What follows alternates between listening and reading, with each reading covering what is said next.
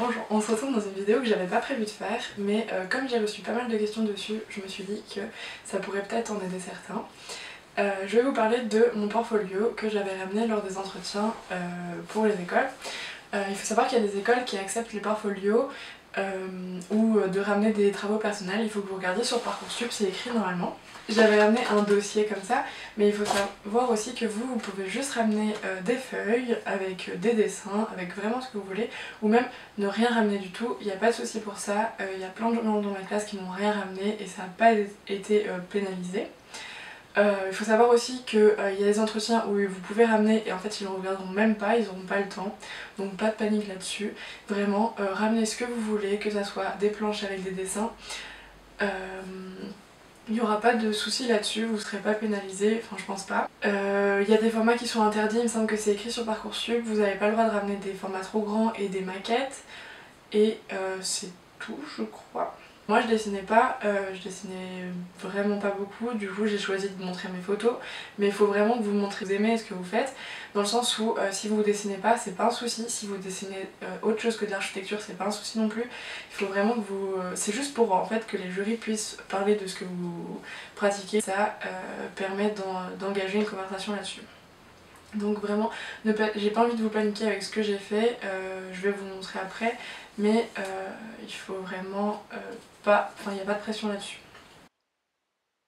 Alors voilà sous quelle forme moi j'avais présenté mon portfolio, la page de garde, j'avais juste écrit mon nom, mon prénom, un sommaire, vraiment, faut savoir que j'ai fait mon portfolio sur Page, mais vous pouvez le faire sur ce que vous voulez, pas besoin de logiciel non plus trop compliqué.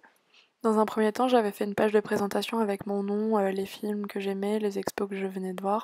Ensuite, là, on a une page pour mon évolution en photographie, étant donné que je fais de la photo depuis pas mal d'années, j'avais fait vraiment mon évolution.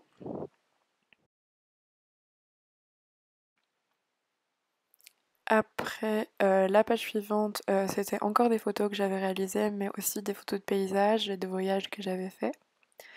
Comme ça, ça montrait un peu tout ce que je pouvais réaliser. Puis là, c'est peut-être ce qui va vous intéresser le plus. Sur la gauche, c'était des travaux que j'avais réalisés en seconde sur le pavillon de Barcelone et la chaise Barcelona de Mies van der Rohe. Sur la droite, c'est des dessins que j'avais fait après avoir été à la Fondation Louis Vuitton et des photos. Il y a des photos que j'avais trouvées sur internet tout bêtement aussi. J'avais fait quelques petites recherches en fait, mais ça je l'avais fait déjà avant. Là, c'est des trucs que j'ai fait en histoire des arts. Et après, j'ai refait des petits dessins moi par moi-même et des photos que j'ai trouvées sur internet. Là, c'était mon dossier d'histoire des arts que j'ai présenté au bac. Je l'avais mis parce que c'est vrai que je l'aimais bien et que je m'étais bien appliquée dessus. Et là, c'était des expositions que j'avais faites récemment et dont j'avais envie de parler avec les jurys. Par exemple, il y avait une exposition sur Ishigami, je vous invite à aller regarder un peu ce qu'il fait. Et c'est tout. Donc vous voyez, moi en fait j'ai fait ça parce que je savais pas spécialement dessiner. Et ensuite j'avais pris mon dossier d'histoire des arts que j'avais présenté au bac. Je me souviens pas si je l'ai montré ou pas, mais je l'avais pris au cas où. Je me suis dit que ça pouvait toujours servir. Et voilà, donc pas de panique, en fait, vraiment c'est pour vous montrer que c'est super varié, vous pouvez ramener vraiment ce que vous voulez, il n'y a pas de souci. Moi j'ai pas ramené de dessin en dessin, mais vous pouvez si vous savez bien dessiner, et même si vous dessinez tout simplement en fait.